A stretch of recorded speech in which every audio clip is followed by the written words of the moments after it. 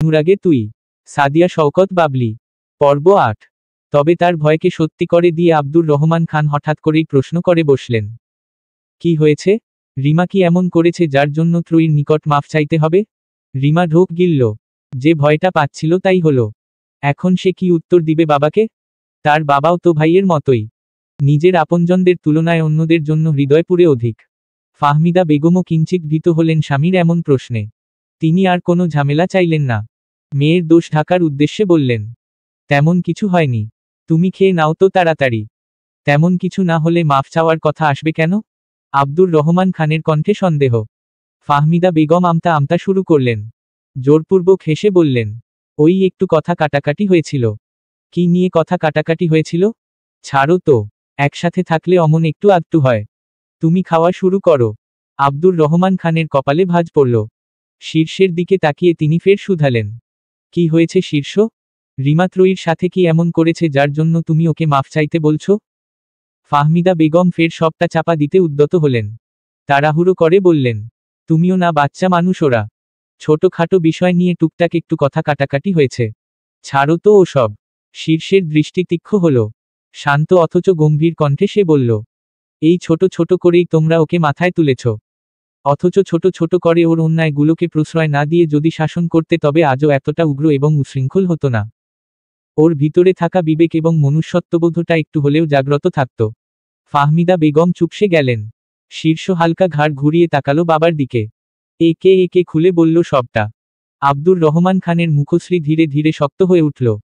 তার অবর্তমানে তারই রক্ত, তারই মেয়ে বাড়িতে এত কিছু ঘটিয়ে ফেলেছে। এই ত্রয়ী নামক এতিম মেয়েটিকে তিনি তার বাড়িতে এনেছিলেন একটু ভালো রাখার আশায়। অথচ মেয়েটি যতটুকু ভালো পূর্বে ছিল ততটুকুও তার বাড়িতেই কেড়ে নেওয়া হচ্ছে। আব্দুর রহমান খান তাকালেন রিমার দিকে। রুক্ষ কণ্ঠে শুধালেন, এমনটা কেন করেছ তুমি? রিমা এলোমেলো দৃষ্টি ফেলল। আমতা আমতা করে জবাব দিল, আমি জানতাম না শীর্ষ ভাই নিজে ওকে মোবাইলটা দিয়েছে। যে মোবাইল ভাইয়া আমাদের কাউকে ধরতে দেয় না, সেই মোবাইল ওর হাতে দেখে আমি একটু সংশয়ে পড়ে গিয়েছিলাম।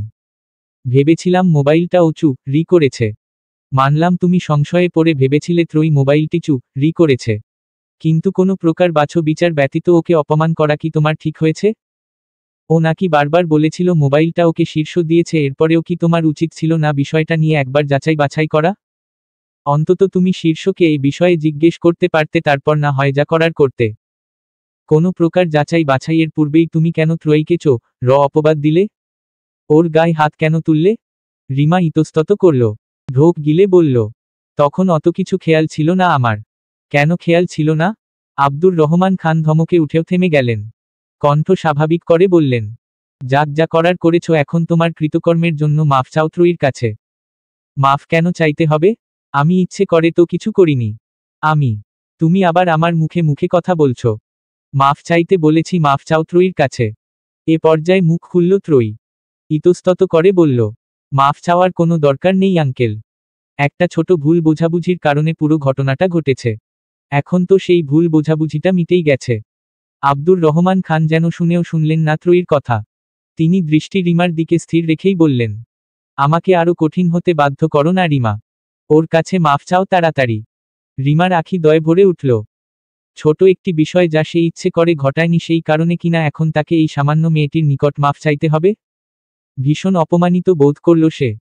কিন্তু বাবা ভাইয়ের সম্মুখে কোনো প্রতিবাদের সাহসও পেল না। এখানে কিছু বলা মানেই ঝামেলা আরও বাড়ানো। এই ত্রয়ী নামক মেয়েটিকে সে দেখে নিবে। এই মেয়েটির জন্য যতটা অপমানিত আজ তাকে হতে হলো, প্রতিটির হিসেব সে সুদে আসলে নিবে। রিমা উঠে দাঁড়ালো। ধরা গলায় উচ্চারণ করল, দুঃখিত। এইটুকু বলে আর এক মুহূর্ত ওই স্থানে দাঁড়ালো না মেয়েটা।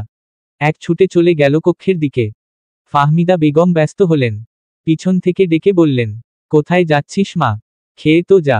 রিমা শুনল না, মায়ের কথা দাঁড়ালো না আর। ফাহমিদা বেগম বিরক্ত হলেন। সামান্য একটা বিষয় নিয়ে এতদূর অবধি না গেলেই কি হতো না?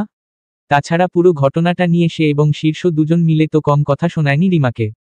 তারপর আবার মাফ চাওয়ানোর কি দরকার ছিল? সব কিছুতে এদের বাড়াবাড়ি। একটা বাইরের মেয়ের জন্য আজ তার মেয়েকে কতটা অপমানিত হতে হলো, এক প্রকার 2 দিনও হলো না ত্রয়ী নামক মেয়েটা এই বাড়িতে এসেছে, এর মধ্যে তার সংসারে গ্রহণ লাগাতেও শুরু করেছে। রাতের খাবারের পাট চুকিয়ে বেশ কিছুটা সময় গড়িয়েছে। দুনিয়াবি সকল চিন্তা ভাবনার অবসান ঘটিয়ে বাড়ির সকলে ইতোমধ্যে ঘুমিয়ে পড়েছে বোধ হয়। চারদিকটাতেও কেমন নীরব নিস্তব্ধতা ছড়িয়ে পড়েছে। এই নীরবতার বুক চিরে হঠাৎ ত্রয়ীর কক্ষের বন্ধ দরজায় টোকা পড়ল। মেয়েটি জেগেই ছিল। আজ সারাদিন যা যা ঘটল তারপরে কি এত সহজে চোখে ঘুম ধরা দেয়? তবে এত রাতে তার কক্ষের দরজায় কে টোকা দিচ্ছে বুঝতে খুব একটা সময় লাগল না ত্রয়ীর। এই নিশ্চয়ই শীর্ষ। মানুষের কাজ না থাকলে আর কি করবে? রাত বিরাতে অন্যকে তো জ্বালাবেই। ত্রয়ীর ইচ্ছে করল না দরজাটা খুলতে। দরজা খুললেই দেখা যাবে ওই লোক যৎসব উদ্ভট কথা শুরু করে দিয়েছে, আর নয়তো এই রাতে আবার কফি বানানোর আদেশ দিয়েছে।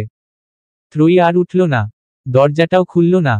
কিন্তু যত সময় যাচ্ছে দরজা ধাক্কাধাক্কির শব্দ তত গাঢ় হচ্ছে। ত্রয়ী বিরক্ত হল, সাথে কিঞ্চিত অপ্রস্তুত হল। এই রাতে তার কক্ষের দরজা ধাক্কাচ্ছে শীর্ষ, এই কথাটা বাড়ির কারো কানে গেলে বিষয়টা দৃষ্টিকটু হয়ে দাঁড়াবে। ত্রয়ী দরজা খুলবে না করেও দরজা খুলল। নাক মুখ কুঁচকে বলল, কি সমস্যা? এত রাতে দরজা ধাক্কাচ্ছেন কেন? শীর্ষ তার মোবাইলটা বাড়িয়ে দিল। থমথমে কণ্ঠে বলল, মোবাইলটা নে। দুপুরে দিয়েছিলাম তখনও নিসনি। আমি নেব না এই মোবাইল। আপনার মোবাইল আপনি রাখুন। বালির বস্তা, এবার কিন্তু তুই বেশি করছিস। মোবাইল নিতে বলেছি, মোবাইল নে।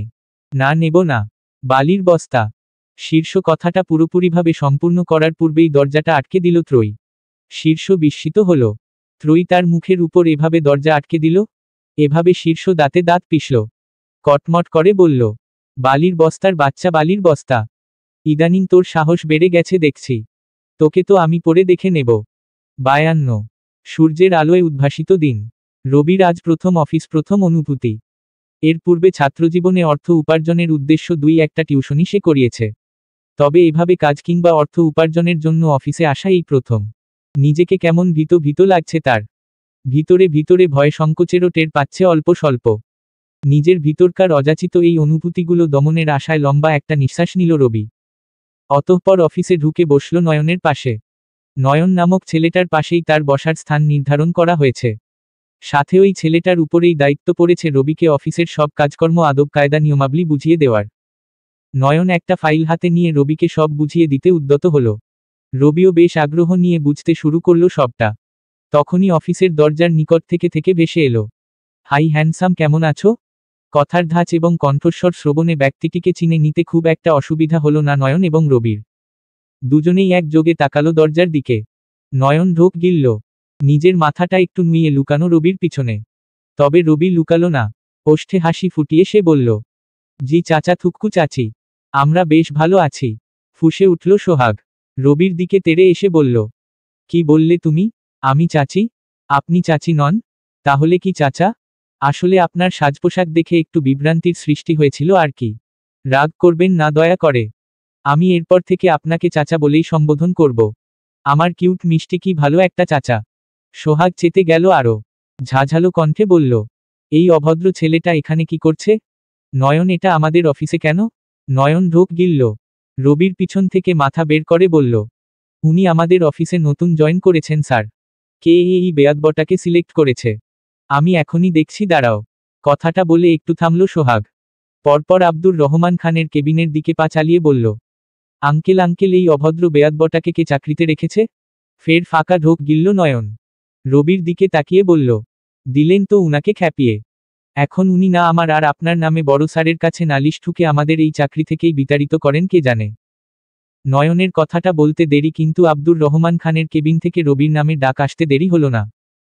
অফিসের পিয়ন এসে নম্রভাবে জানিয়ে গেল আব্দুর রহমান খান নাকি তাকে ডাকছে। ফোঁস করে একটা নিঃশ্বাস ফেলল নয়ন। হতাশ কণ্ঠে বলল, ওই আপনার ডাক পড়েছে, দেখুন গিয়ে কি হয়। এর পর্যায়ে রবিও একটু ভীত হল। এত কষ্টের পর একটা চাকরি মিলল, আর প্রথম দিন এসেই এমন একটা কাণ্ড ঘটতে হলো। রবির নিজের উপর নিজেরই রাগ লাগল। কি হতো আজ অন্তত নিজের মুখটাকে একটু সামলে রাখলে। এখন না চাকরি নিয়েই টানাটানি বাঁধে। ঢোক গিলল বেচারা। ইচ্ছে না থাকা সত্ত্বেও এসে দাঁড়ালো আব্দুর রহমান খানের কেবিনের অভিমুখে। দরজায় টোকা দিয়ে সুধাল, আসবো? প্রায় সাথে সাথেই ভিতর থেকে গম্ভীর কণ্ঠে ভেসে এলো, এসো। রবি দরজা ঠেলে ভিতরে ঢুকল। ঢোক গিলে বলল, স্যার ডাকছিলেন আমাকে? ছেলের বন্ধু হওয়ার সুবাদে আব্দুর রহমান খান রবিকে চিনেন আগে থেকেই। চোখ মুখ কিছুটা নরম করলেন তিনি। কণ্ঠে কোমলতা নিয়েই বললেন, তোমার আমাকে স্যার বলে ডাকতে হবে না, তুমি আঙ্কেল বলেই ডেকো। রবি মাথা নাড়িয়ে জবাব দিল, আচ্ছা। এখন বলো তো তুমি মিস্টার সোহাগের সাথে কি করেছ? উনি তো তোমার বিরুদ্ধে অভিযোগ এনেছেন তুমি নাকি উনাকে অপমান করেছ। আব্দুর রহমান খানের নরম কণ্ঠে একটু সাহস পেল রবি। নয়তো সে ভেবেছিল প্রথম দিনেই চাকরির 12টা বেজে যাবে। রবি ঠোঁট উল্টে দিল, নিরীহ কণ্ঠে বলল, কোথায় অপমান করেছি আঙ্কেল? উনার পোশাক পরিচ্ছদে বিভ্রান্ত হয়ে একটু চাচি ডেকেছিলাম। পরে উনি রেগে গেলে বলেছি চাচা বলে ডাকব। এখানে আমার দোষ কি আপনিই বলুন। আব্দুর রহমান খান আড়ালে হাসলেন, তবে চোখ মুখ গম্ভীর ভাব ফুটিয়ে তুলে বললেন, এখানে অবশ্যই তোমার দোষ রয়েছে। তোমার কি উনাকে দেখে তেমন বয়স্ক মনে হয় যে চাচা চাচি বলে ডাকবে? আজ থেকে উনাকে তুমি ভাইয়া বলে ডাকবে। সোহাগ সাথে সাথে প্রতিবাদ করল আব্দুর রহমান খানের কথার। থমথমে কণ্ঠে বলল, ভাইয়া না আপু বলে ডাকবে। আব্দুর রহমান খান কেসে উঠলেন, কাশতে কাশতেই বললেন, ওই তো আপু বলে ডাকবে। রবি মাথা নাড়িয়ে সায় জানালো আব্দুর রহমান খানের কথায়, তবে মনে মনে বলল, আপু ভাইয়া তোকে তো এরপর থেকে আমি চাচা আক্তার চাচি ডাকব।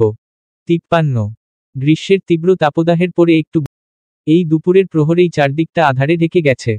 সূর্যটা লুকিয়ে পড়েছে মেঘের আড়ালে। একটু পরেই বৃষ্টি নামবে বুঝি। ত্রয়ী ওই কয়দিন চেয়েছে বৃষ্টি নামুক, মানব হৃদয় একটু স্বস্তি মিলুক। কিন্তু আজ হুট করেই বৃষ্টি চলে আসায় খুশি হতে পারছে না সে। একটু আগেই ক্লাস শেষ হয়েছে তার। কলেজ থেকে বেরিয়ে দেখে বাড়ির গাড়িটা নেই। হয়তো রিমা তাকে না নিয়েই চলে গেছে। এর মধ্যে আবার বৃষ্টির আভাস। কয়েকজন রিকশাওয়ালার নিকট গিয়েছিল, তারাও এই আবহাওয়াকে মাথায় নিয়ে যেতে চাইছে না। এখন কি করবে মেয়েটা? কলেজে একা একা বসে থাকাটাও তো শোভনীয় নয়। তপ্ত নিঃশ্বাস ফেলল ত্রয়ী। শেষ একবার চেষ্টা করতে আবারও একজন রিকশাওয়ালার নিকট গেল। নম্র কণ্ঠে বলল, ভাইয়া যাবেন? না আপা, এই আবহাওয়ায় যাইতাম না। যখন তখন বৃষ্টি নাইমা বইতে পারে। চলুন না ভাইয়া, বৃষ্টি নামার আগে বাড়িতে পৌঁছানো আমার খুব প্রয়োজন। বুঝতেই তো পারছেন একা একজন মেয়ে মানুষ। কিন্তু আফা। রিকশাওয়ালা সম্পূর্ণ কথাটা বলার পূর্বেই শোনা গেল তীব্র রুক্ষ একটি কণ্ঠস্বর। কিন্তু কি আবার? ত্রয়ী যখন বলেছে ওর বৃষ্টির আগে বাড়িতে যাওয়া প্রয়োজন, তখন ওকে বাড়িতে পৌঁছে দিয়ে আসবি। রিকশাওয়ালা সম্পূর্ণ কথাটা বলার পূর্বেই তীব্র রুক্ষ কণ্ঠে শোনা গেল, কিন্তু কি আবার? ত্রয়ী যখন বলেছে ওর বৃষ্টির আগে বাড়িতে যাওয়া প্রয়োজন, তখন ওকে বাড়িতে পৌঁছে দিয়ে আসবি। অপরিচিত পুরুষালী কণ্ঠস্বর শ্রবণে সেদিকে ফিরে তাকালো ত্রয়ী। দেখা পেল কায়সারের। এই লোক আবার এখানে কেন? বারবার তার পিছু নিচ্ছে, তার সাথে কথা বলার চেষ্টা করছে, পথ রোধ করছে, এখন আবার সাহায্য করতেও এগিয়ে আসতে চাইছে। লোকটার কার্যক্রম কেমন সন্দিহান ঠেকেছে ত্রয়ীর নিকটে। কায়সারের দিকে দৃষ্টি রেখেই ভ্রু কুচকাল মেয়েটা। ততক্ষণে কায়সারও এগিয়ে এসে দাঁড়ালো তার পাশাপাশি। রিকশাওয়ালাকে উদ্দেশ্য করে বলল, বৃষ্টি আসার আগেই ত্রয়ীকে ওর বাড়িতে দিয়ে আসবি। কায়সারকে চিনে নিতে খুব একটা বেগ পোহাতে হলো না রিকশাওয়ালাকে। কায়সার সর্বদা এই অঞ্চলের এমপির সাথে ঘুরে বিধায় এলাকার জনগণ বেশ ভালোভাবেই তাকে চিনে এবং তার ক্ষমতা সম্পর্কেও জানে। রিকশাওয়ালা লোকটা ঢোক গিলল, আমতা আমতা করে বলল, কিন্তু ভাই। আবার কিন্তু কি? কি বলেছি তোর কানে যায়নি? যা ওকে বাড়ি পৌঁছে দিয়ে আয় তাড়াতাড়ি। রিকশাওয়ালা আর কিছু বলার সাহস পেল না। ত্রয়ীর দিকে তাকিয়ে নরম কণ্ঠে বলল, রিকশায় ওঠেন আপা। ত্রয়ী কিঞ্চিত বিরক্ত হলো কায়সারের কার্যে। পেয়েছে একটা ক্ষমতা আর যেখানে সেখানে তার অপব্যবহার করছে। মেয়েটা কিছু বলতে গিয়েও থেমে গেল। এখন তার বাড়িতে যাওয়া জরুরি, নয়তো যে কোনো সময়ে বর্ষার কবলে পড়ে নাস্তানাবুদ হতে হবে। ত্রয়ী আর কথা বাড়ালো না, চটজলদি উঠে বসল রিকশায়। নমনীয় কণ্ঠে বলল, চলুন ভাইয়া। রিকশা চালক রিকশা চালনা শুরু করল। তবে মাঝপথে এসেই বাধল বিপত্তি। এতক্ষণ তো শুধু চারদিকটা আধারে ছেয়ে ছিল, এখন মেঘেরা তর্জন গর্জন শুরু করেছে আকাশ জুড়ে। তীব্র বজ্রপাতের ধ্বনিও শোনা যাচ্ছে কাছে পিঠে থেকে। সাথে একটু পরপর হঠাৎ হঠাৎ আলোর ঝলকানি তো রয়েছেই। বাতাসের বেগও বেড়েছে পূর্বের তুলনায়। রাস্তার ধুলোগুলো সব এদিক সেদিকে উড়ে বেড়াচ্ছে বায়ুর সাথে। তবে মেঘ গলিয়ে বৃষ্টিরা দেখা দেয়নি এখনো। শুধু প্রকৃতিতে সগৌরবে তাণ্ডব চালিয়ে জানান দিচ্ছে, আমি আসছি আমি আসছি। ত্রয়ী রিকশায় বসে তাকালো আশেপাশে। এই আবহাওয়ায় তেমন কোনো জনমানব রাস্তাঘাটে নেই। যাই দুই একজন রয়েছে তারাও বৃষ্টি নামার পূর্বে নিরাপদ স্থানে আশ্রয় নেওয়ার জন্য ছুটছে। ত্রয়ীর আশপাশটা দেখার মধ্যেই রিকশা চালক বলল, আফা রিকশার পাশের পলিথিনটা নামা আলন। ধুলাবালি চোখে মুখে কম যাইবে। ত্রয়ী ঘাড় ঘুরিয়ে রিকশার পাশে তাকালো। সেখানে পানি রঙা একটি মোটা পলিথিন বাঁধা।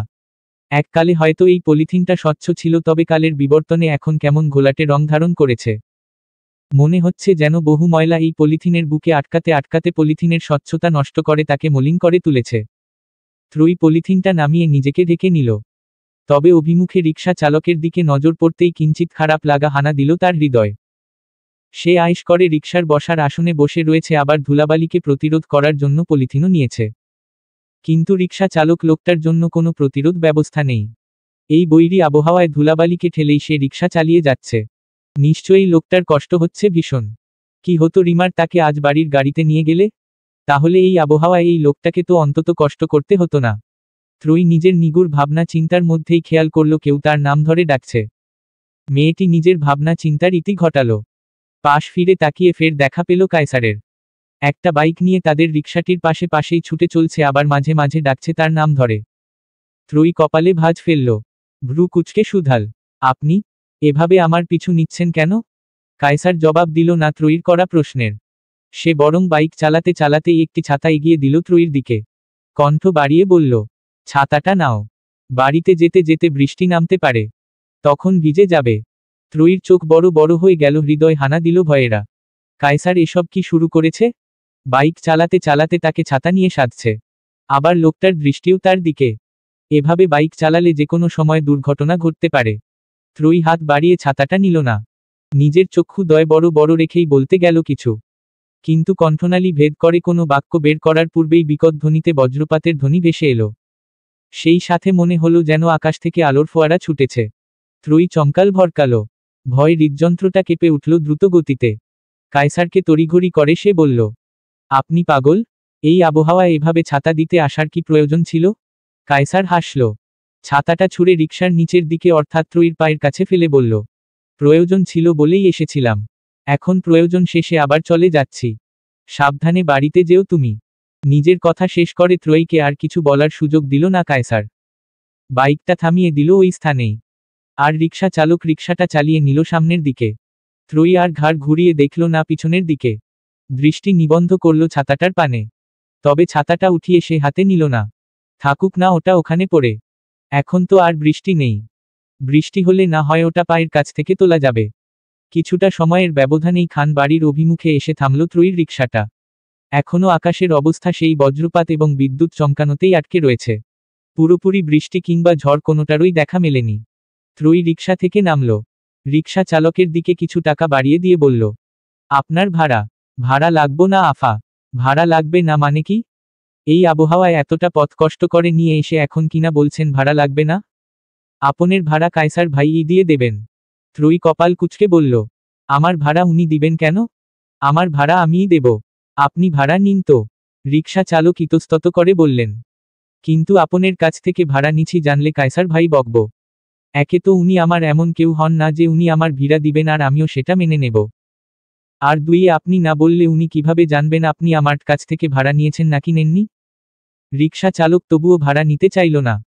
ত্রয়ী অনেক জোরাজুরি করে শেষ পর্যন্ত ভাড়াটা দিয়েই দৌড় দিল গৃহের দিকে। রিকশা চালক তৎক্ষণাৎ পিছু ডাকল তার। গলা উঁচিয়ে বলল, আফা আপনের ছাতি ফালাইয়া গেছেন রিকশায়। ত্রয়ী দ্রুত পা চালাতে চালাতেই পিছন ঘুরে তাকাল। গলার স্বর বাড়িয়ে বলল, ওটা আপনি রেখে দিন। আবহাওয়ার যা অবস্থা, যেতে যেতে আপনার প্রয়োজন পড়তে পারে। 54 বিকালের সময়। তবে বৈরী আবহাওয়ার তাণ্ডবে তা বোঝার উপায় নেই। সেই দুপুরের দিকে মেঘেরা তর্জন গর্জন ছেড়ে যে বৃষ্টি শুরু করেছিল তা এখনও থামেনি। এই প্রবল বৃষ্টিকে মাথায় নিয়েই গাড়ি থেকে নামল শীর্ষ। দৌড়ে গিয়ে দাঁড়ালো গৃহের মূল দরজার অভিমুখে। অফিসের একটা কাজে সকালের দিকে শহরের বাইরে গিয়েছিল সে। তারপর এই বৃষ্টি করে ফিরতে এত দেরি। শীর্ষ হাত উঁচিয়ে বাড়ির কলিং বেলটা চাপল। তবে দরজাটা খুলল না। হয়তো বৃষ্টির শব্দে কলিং বেলের শব্দ শুনতে পায়নি কেউ। ছেলেটা অধৈর্য হয়ে উঠল। বাড়ির মূল দরজার উপরে ছাদ থাকায় বৃষ্টির পানি উপর থেকে তার দেহে পড়ছে না, কিন্তু আশপাশ থেকে ছিটে ছিটে ঠিকই আসছে। বিরক্তিতে কপাল কুঁচকে এলো শীর্ষের। হাত উঁচিয়ে লাগাতার চাপতে শুরু করল কলিং বেলটা। এবারে স্বল্প সময়ের মধ্যেই দরজাটা খুলে গেল। দরজা খুলেছে নুরি। চোখে মুখে মেয়েটার ঘুম ঘুম ভাব। হয়তো বৃষ্টিতে ঠান্ডা ঠান্ডা পরিবেশে একটু ঘুম দিয়েছিল সে। শীর্ষ আশেপাশে তাকালো। বাড়ির আর কোনো সদস্যদেরও এই মুহূর্তে দেখা যাচ্ছে না এখানে। সে আর কোনো বাক্যব্যয় করল না। নুরিকে পাশ কাটিয়ে হাঁটা ধরল সামনের দিকে। তবে ত্রয়ীর কক্ষের সম্মুখে আসতেই কি মনে করে যেন থেমে গেল। এগিয়ে গিয়ে টোকা দিল মেয়েটার কক্ষের বন্ধ দরজায়। প্রায় সাথে সাথেই ভিতর থেকে ভেসে এলো, কে? শীর্ষ একটু কেশে গলা পরিষ্কার করে নিল। অতঃপর গুরুগম্ভীর কণ্ঠে বলল, আমার রুমে কফি নিয়ে আয়। কথাটা বলে ওই স্থানে আর দাঁড়ালো না সে। পা চালিয়ে গিয়ে ঢুকলো নিজ কক্ষে। গায়ে জড়ানো শার্টটা খুলে এগিয়ে গেল আলমারির দিকে। সেখান থেকে একটি ট্রাউজার নিয়ে ঢুকলো ওয়াশরুমে। কফি বানাতে খুব একটা সময় লাগলো না ত্রয়ীর। মিনিট 10 মধ্যেই সে কফি হাতে চলে এলো শীর্ষের কক্ষের অভিমুখে। হাত উঁচিয়ে দরজায় টোকা দিয়ে শুধাল, আসবো? ভিতর থেকে কোনো সাড়া শব্দ এলো না। ত্রয়ী হাত উঁচিয়ে ধাক্কা দিল দরজায়। অমনি দরজাটা খুলে গেল। মেয়েটা আর খুব বেশি ভাবল না। ভিতরে ঢুকে হাতের কফির মগটা রাখল বিছানার পাশের টেবিলে। তখনই ওয়াশরুমের দরজা খোলার আওয়াজ এলো। ত্রয়ী কিঞ্চিত চমকালো। তৎক্ষণাৎ তাকালো পিছন ঘুরে। তবে সাথে সাথেই থমকে গেল সে। শীর্ষ আবার উদম শরীরে লোকটার দেহের নিম্নভাগে একটি কালো রঙা ট্রাউজার জড়ানো আর ঊর্ধ্বভাগ্ন গো। এই কক্ষে এলেই এই লোকের উদম শরীরের দর্শন মেলে। এর কি জামাকাপড় বলতে কিছু নেই যে যখন তখন শরীরকে উদম করে ঘুরতে হবে। ত্রয়ী নাকমুখ কুচকাল। বিড়বিড়িয়ে বলল, লাজ লজ্জাহীন পুরুষ মানুষ কোথাকার। একটু থামল সে। পরপর দৃষ্টি নুইয়ে নিল সে। ইতস্তত করে বলল, আপনার কফি টেবিলের উপরে রেখেছি। এবার আসছি আমি। শীর্ষ জবাব দিল না কোনো। ট্রাউজারের পকেটে হাত পুরে এগিয়ে গেল বারান্দার দিকে। সেখান থেকে গলা উঁচিয়ে ডাকল, এদিকে আয় বালির বস্তা। ত্রয়ী গুটি গুটি পায়ে গিয়ে দাঁড়ালো বারান্দায়। নরম কণ্ঠে শুধাল, বলবেন কিছু? শীর্ষ বৃষ্টির দিকে ইশারা করল। পকেট হাত গুজে রেখেই বলল, বাহিরে হাত বাড়িয়ে দে। বৃষ্টিটা ছুঁয়ে দিক তোকে। প্রাণ খুলে ভালোবেসে অনুভব কর বৃষ্টিকে। ত্রয়ী বাহিরে হাত বাড়াবে না করেও বাড়িয়ে দিল। মুহূর্তেই বৃষ্টির ছোট ছোট পানি বিন্দুরা ছুঁয়ে দিতে শুরু করল তার হাতকে। ত্রয়ীর সম্পূর্ণ দেহভাগ কেমন শিরশিরিয়ে উঠল। অজানা সতেজ একটি অনুভূতি গ্রাস করে নিল তার হৃদয়কে। মেয়েটি পরম আবেশে চোখ বন্ধ করে নিল। উপভোগ করতে শুরু করল বৃষ্টিকে। শীর্ষ তাকালো ত্রয়ীর স্নিগ্ধ মুখশ্রীর পানে। কেমন ঘোর লেগে যাচ্ছে তার। নিজের স্থান পরিবর্তন করল শীর্ষ। নিঃশব্দে এসে দাঁড়ালো ত্রয়ীর পিছনে। কণ্ঠ খাদে নামিয়ে শুধাল, আজকের আবহাওয়াটা ভীষণ সুন্দর তাই না? ত্রয়ী চোখ বন্ধ রেখেই আনমনে জবাব দিল, হুম। জানিস তো আজকের আবহাওয়াটা আমাকে একটা কাজের জোর তাগিদ দিচ্ছে। ত্রয়ী নিজের চোখ দুটো খুলল। মৃদু স্বরে জিজ্ঞেস করল, কি কাজের? শীর্ষ আলতো হাসল। 2 কদম এগিয়ে ঘনিষ্ঠ হল ত্রয়ীর সাথে। ফিসফিসিয়ে বলল, বিয়ের। শীর্ষ আলতো হাসল। 2 কদম এগিয়ে ঘনিষ্ঠ হল ত্রয়ীর সাথে। ফিসফিসিয়ে বলল, বিয়ের। ত্রয়ী পিছন ঘুরল। চোখে চোখ রাখল শীর্ষের। পলক ঝাপটে বলল, তো করে ফেলুন না বিয়ে। আন্টিকে বলুন মেয়ে খুঁজতে। এমনিও এখন আপনার বিয়েটা করে ফেলা উচিত। বয়স তো আর কম হলো না। এইটুকু থামল মেয়েটা। মনে মনে আবার বলল, হ্যাঁ ভাই তাড়াতাড়ি করে ফেল না বিয়েটা। তুই বিয়ে করলেই আমি বাঁচি। অন্তত সকাল বিকাল এই কফি বানানোর হাত থেকে তো বাঁচব। লা ধলা মূলা কোথাকার সারাক্ষণ শুধু কফি আর কফিট। এভাবে চলতে থাকলে তোকে একদিন আমি এই কফির মধ্যেই বো। শীর্ষ চোখে হাসল।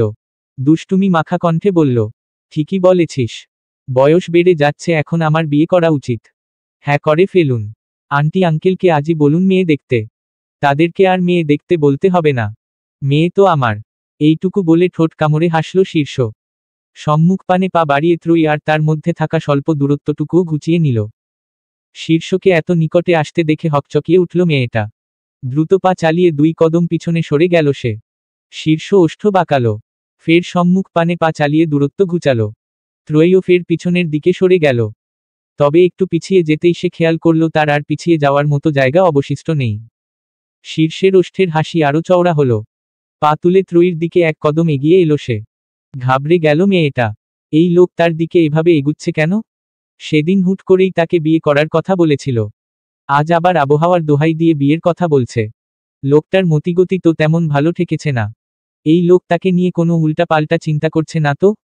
আবার তাকে একা কক্ষে ডেকে তার দিকে এগিয়ে আসছে, ওষ্ঠে কেমন নি হাসিও ধারণ করেছে। ওই ভ্যাম্পায়ার ধর্মী ছবিগুলোতে ভ্যাম্পায়ারগুলো যেমন হাসে ঠিক তেমন। ত্রয়ীর চোখ দুটো বড় বড় হয়ে গেল। স্মরণে এলো সেদিনের কথা। লোকটা তো সেদিন তার গলায় ভ্যাম্পায়ার সিল মানে কামড় দেওয়ার কথা বলেছিল। সেদিন তো কোনোমতে সে পালিয়ে বেঁচেছিল। তবে কি আজ আবার তার গলায় ভ্যাম্পায়ার সিল বসাতে চাইছে শীর্ষ? ত্রয়ী ঢোক গিলল। ভয়ে তার ছোটখাটো দেহটা একদম মিশিয়ে নিল বারান্দার গ্রিলের সাথে। শীর্ষ আর একটু এগিয়ে গেল তার দিকে। হৃদযন্ত্রের ক্রিয়া বাড়ল ত্রয়ীর। এলোমেলো দৃষ্টি ফেলে শুধাল, এ কি আপনি আমার দিকে এভাবে এগুচ্ছেন কেন? শীর্ষ ওষ্ঠে তা নি হাসি বহাল রেখেই আর এক পা এগুলো। এরপর হুট করেই ঘুরে গেল। ত্রয়ীর দিকে পিঠটা দিয়ে বলল, পিঠটা চুলকাচ্ছে ভীষণ, একটু চুলকে দে তো। ত্রয়ী চমকাল ভরকালো। এই লোক এতক্ষণ পিঠ চুলকানোর জন্য তার দিকে এগুচ্ছিল, আর সে কি না কি ভেবে বসেছিল। অবশ্য এই লোকের পিঠ চুলকানোর জন্য তার দিকে এতটা এগুনোর কি দরকার ছিল? দূরে দাঁড়িয়ে বললেই তো হতো। যৎসব নাটক শুধু শুধু তাকে এত ভয় দেখালো। বিরক্তিতে কপালে ভাঁজ পড়ল ত্রয়ীর। তখনই আবার শীর্ষ বলে উঠল, কি হলো, পিঠটা চুলকে দে। ত্রয়ী নাক মুখ কুচকে শীর্ষের পিঠে হাত রাখল। ধীরে ধীরে চুলকাতে শুরু করল পুরো পিঠ। শীর্ষ মৃদুভাবে পিঠ ঝাঁকালো, অতঃপর বলল, এই আর একটু উঁচুতে। না না, আর একটু নিচে। ঈশ্বর, কি আরাম যে লাগছে। জোরে জোরে চুলকে দে, আরো জোরে জোরে। ত্রয়ী দাঁতে দাঁত পিষল, বিড়বিড়িয়ে বলল, অভদ্র শয়তান পুরুষ মানুষ কোথাকার। অনেকটা ক্রোধের বশেই মেয়েটা জোরে জোরে চুলকাতে শুরু করল শীর্ষের পিঠ। সাথে সাথে লাফিয়ে উঠল বেচারা। চেঁচিয়ে বলল, বালির বস্তা, পিঠ খামচাচ্ছিস কেন? আপনিই তো বললেন জোরে জোরে চুলকে দিতে, তাই বলে খামচাবি তুই? রা খ সি একটা। ত্রয়ী পলক ঝাপটালো, নিরীহ মুখ করে বলল, আচ্ছা, আর খামচাবো না, এবারে আস্তে আস্তে চুলকে দেব। দেখি পিঠটা পাতুন তো আপনার। শীর্ষ আর পিঠ পাতল না। কক্ষের ভিতরের দিকে পা চালাতে চালাতে বলল, থাক, তোকে আর আমার পিঠ চুলকে দিতে হবে না, ভিতরে আয়। ত্রয়ী ভেঙচি কাটল। শীর্ষর পিছু পিছুই বারান্দা ছেড়ে এলো ভিতরে। শীর্ষ বিছানার পাশ থেকে তার মোবাইলটা তুলে বাড়িয়ে দিল তার দিকে। থমথমে কণ্ঠে বলল, ঢং অনেক করেছিস, এবার মোবাইলটা নিয়ে উদ্ধার কর আমাকে। ত্রয়ী মোবাইলটা ধরল না। মিনমিনে কণ্ঠে বলল, আমার মোবাইল লাগবে না, এটা বরং আপনার কাছেই রেখে দিন। শীর্ষের চোখ মুখ শক্ত হয়ে উঠল। দাঁতে দাঁত পিষে সে বলল, থা তোর গাল লাল করে দেওয়ার আগে মোবাইল নে। ত্রয়ী তবুও মোবাইলটা নিল না। এবারে তাকে ধমকে উঠল শীর্ষ। হুঙ্কার ছেড়ে বলল, তুই কিন্তু আমায় চিনিস না, বালির বস্তা। আমার কথার অবাধ্য হলে আমি ঠিক কি করতে পারি সে সম্পর্কে তোর কোনো ধারণাও নেই। এ পর্যায়ে ত্রয়ী কিছুটা ভীত হল। শীর্ষকে খুব ভালোভাবে এখনো অবধি চিনে উঠতে না পারলেও কমতো চিনেনি। লোকটার কর্মকাণ্ড সম্পর্কে একটু হলেও ধারণা রয়েছে তার। মেয়েটা এবার আর শীর্ষের মুখের উপরে না বলতে পারল না। হাত বাড়িয়ে মোবাইলটা নিল, মস্তক নত করে বলল, এখন তাহলে আসছি আমি। শীর্ষ আর বাধা দিল না মেয়েটিকে। গম্ভীর কণ্ঠে শুধু বলল, 55। ভোরের আলো ফুটেছে। গত রাতে প্রায় সারারাত ধরেই বৃষ্টি ছিল, যার দরুন আজ প্রকৃতি যেন একটু বেশিই সতেজ এবং চনমনে রূপ ধারণ করেছে। আকাশের সূর্যটাও বেশ উজ্জ্বল হয়ে ধরা দিয়েছে। গাছের পাতাগুলো বৃষ্টির পানিতে তার ময়লা ধুয়ে গাঢ় সবুজ রং ধারণ করেছে। মেহের এই সকালের স্নিগ্ধতাকে গায়ে মেখেই হাঁটতে বেরিয়েছে। আলভির সাথে তার দেখা হয় না বেশ কয়েকটা দিন। ছেলেটার সাথে ওই অল্প কয়েকদিনের দেখা সকল প্রয়োজনে অপ্রয়োজনে হুটহাট তাকে পাশে পাওয়াটা যেন অভ্যাসে পরিণত হয়েছিল তার। যদিও প্রথম প্রথম এই ব্যাপারগুলোতে ভীষণ বিরক্তবোধ করত মেহের, তবে এখন সেই ব্যাপারগুলোকেই মিস করছে। আচ্ছা, আলভি এই কয়েকদিন ধরে আসে না কেন? সে কি ভুলে গেছে তাকে? মনের মধ্যে রাজ্যের চিন্তা ভাবনা নিয়ে বাড়ির সামনের রাস্তা ধরে হাঁটছিল মেহের। হঠাৎ কেউ একজন পথ আগলে দাঁড়ালো তার। হকচকিয়ে উঠল মেয়েটা। তৎক্ষণাৎ 2 কদম পিছনে সরে গেল সে। চোখ তুলে তাকাতেই দেখা পেল আলভির। অবাক হলো মেহের। এই লোক এতদিন পর এই সকালে এখানে কি করছে? মেহের চোখ বড় বড় করল, কণ্ঠে কিঞ্চিত বিস্ময় নিয়ে শুধাল, আপনি এখানে? আলভি আলতো হেসে জবাব দিল, এলাম একটু ঘুরতে। এত সকালে? হ্যাঁ, হঠাৎ সকালের সতেজটাকে একটু গায়ে মাখতে ইচ্ছে হলো, তাই বাইক নিয়ে বেরিয়ে পড়লাম। বাইক এনেছেন? আলভি মাথা ঝাঁকালো। মেহের একটু সময় নিল, ইতস্তত করে বলল, এতদিন কোথায় ছিলেন আপনি? বেশ অনেকদিন আপনার দেখা পাইনি। কেন, আমাকে মিস করছিলেন বুঝি? মেহের অপ্রস্তুত হলো, আমতা আমতা করে বলল, না মানে। এইটুকু বলতেই তাকে থামিয়ে দিল আলভি। কোমল কণ্ঠে বলল, এ কয়দিন কাজে একটু ব্যস্ত ছিলাম, যে কারণে বাহিরেও তেমন বেরুতে পারিনি, আর আপনিও আমাকে দেখেননি। ওহ, বাইকে ঘুরবেন এখন? হ্যাঁ চলুন না, নীরব শহরটা ব্যস্ত হওয়ার আগেই আমরা একটু ঘুরে আসি। শান্ত শহরের নীরবতাকে উপভোগ করি। মেহের দ্বিরুক্তি করল না। ভোরের এই ক্ষণে তার শহর ঘোরা তেমন কখনো হয়নি, তাও এই সুযোগে শহরটা ঘোরা হবে। মেহের ওষ্ঠে হাসির রেখা ফুটিয়ে তুলল, মাথা ঝাঁকিয়ে বলল, চলুন। 56। বেলা গড়িয়েছে কিছুটা। আকাশের সূর্যটা আরও উজ্জ্বল রূপে ধরা দিয়েছে প্রকৃতিতে। আজ শুক্রবার ছুটির দিন হওয়ায় খান বাড়ির সবাই এই বাড়িতেই রয়েছে। ত্রয়ীরও কলেজ না থাকায় ফাহমিদা বেগম এবং নুরিকে সাহায্য করার জন্য এসে ঢুকল রান্নাঘরে। ফাহমিদা বেগমের দিকে তাকিয়ে সুধাল, আন্টি কি কাজ বাকি আছে আমাকে বলুন, আমি করে দিচ্ছি। ফাহমিদা বেগম থমথমে কণ্ঠে জবাব দিলেন, তোমাকে কিছু করতে হবে না, তুমি বরং গিয়ে বিশ্রাম নাও। রিমার সাথে ত্রয়ীর ঝামেলা লেখেছিল যেদিন, সেদিন থেকেই ফাহমিদা বেগম কেমন যেন বদলে গিয়েছেন। আগে ত্রয়ীর সাথে মিষ্টি এবং কোমল স্বরে কথা বললেও এখন বলেন ভারী স্বরে। ত্রয়ী বুঝতে পারে সব, তবে বলতে পারে না কিছুই। এত কিছুর পরেও যে তাকে এই গৃহ থেকে বিতাড়িত করা হয়নি তাই অনেক। এখানে অবশ্য ফাহমিদা বেগমেরও দোষ নেই। সবাই তার নিজের সন্তানকে অধিক ভালোবাসবে, তার দোষ ত্রুটিকে ঠুনকোভাবে নিবে, এটাই কাম্য। তার মা হলেও হয়তো তার সকল দোষ ত্রুটির ক্ষেত্রে এমনটাই করতেন। কিন্তু তার মা নেই, সাথে বাবাও নেই, কেউ নেই তার। তাই তো আজ এভাবে অন্যের বাড়ির আশ্রিতা হয়ে বেঁচে থাকতে হচ্ছে। তপ্ত নিঃশ্বাস ফেলল মেয়েটা, এগিয়ে গেল নুরির দিকে। নুরি আলু কাটছিল।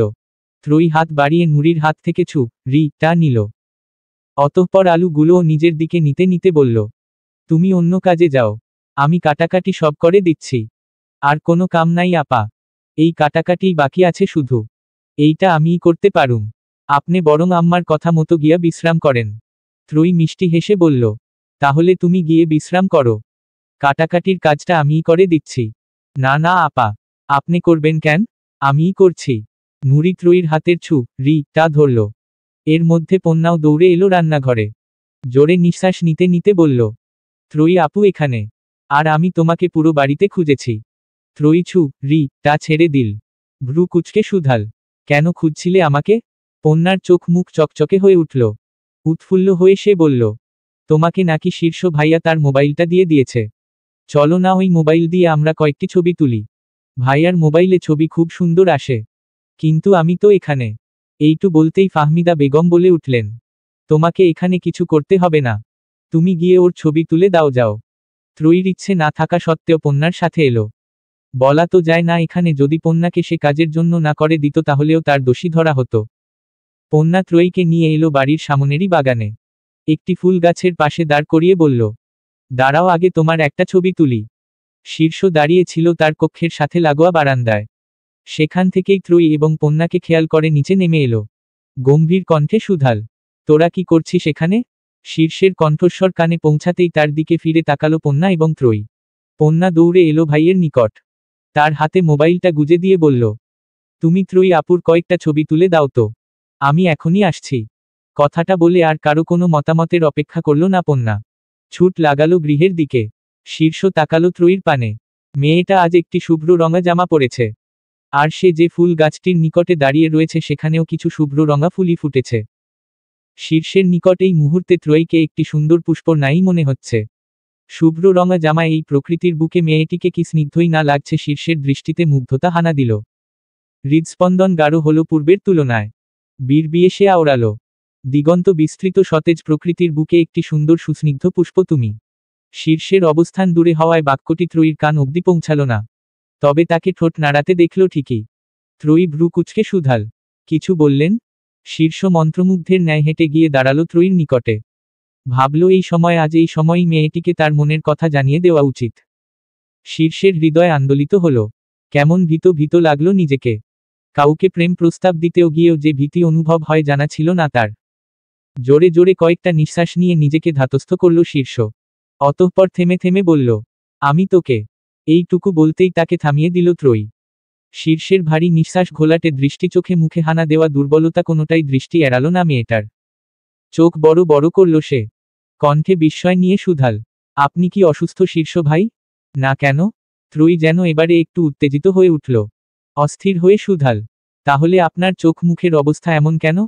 মনে হচ্ছে যেন দীর্ঘদিন কোষ্ঠকাঠিন্যতে ভুগছেন। চলবে।